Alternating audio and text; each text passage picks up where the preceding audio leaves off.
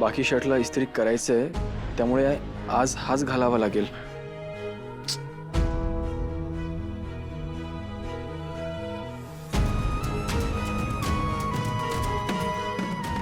चहा सोबत ठेवला असता तर थंड झाला असता. नाश्ता करून झाला की चहा घेशील.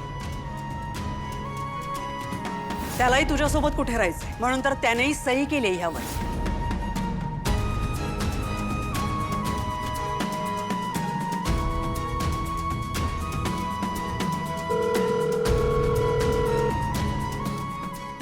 बॉस फोन उचल.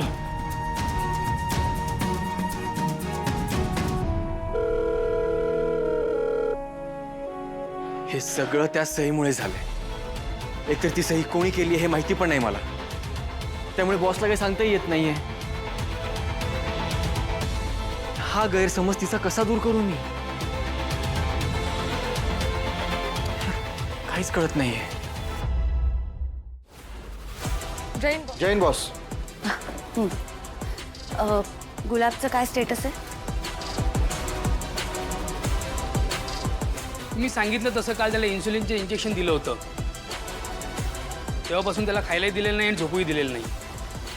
म्हणजे त्याच्या शरीरातलं ग्लुकोजचं प्रमाण कमी झालं असणार आणि मेंदू चालण्यासाठी त्याला ग्लुकोजची गरज लागणार. बॉस डायरेक्ट मेंदूशी खेळताय तुम्ही त्याच्या.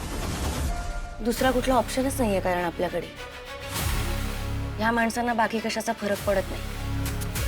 त्यांची शारीरिक सहनशक्ती खूप असते, त्याच्यामुळे वेदना, मरण या गोष्टीची भीती नसते त्यांना. आता तरी तोंड उघडतोय का बघू.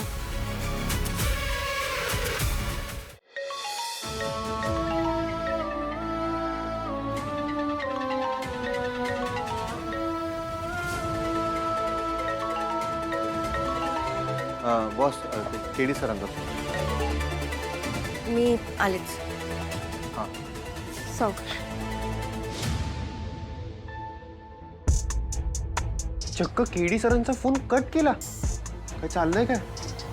जे चाललंय ना ते एकदम व्यवस्थित चाललंय टेक्नो. म्हणजे अरे तुम्हाला नाही कळणार ते लेकरांना. त्यासाठी ना लग्नाचा अनुभव लागतो. ठीक आहे चला.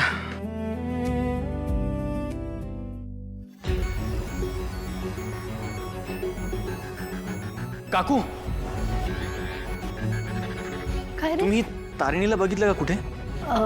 नाही, पण तुला नाश्ता हवाय का? मी देते. नाही, नाश्ता तर मी केलाय. तिने रूम मध्येच ठेवला होता ऑलरेडी. मला वाटलं ती इकडे किचन मध्ये वगैरे आली आहे का. अरे ती आश्रमात गेली असेल, तू फोन करून बघ ना. हां, मी विचारतो.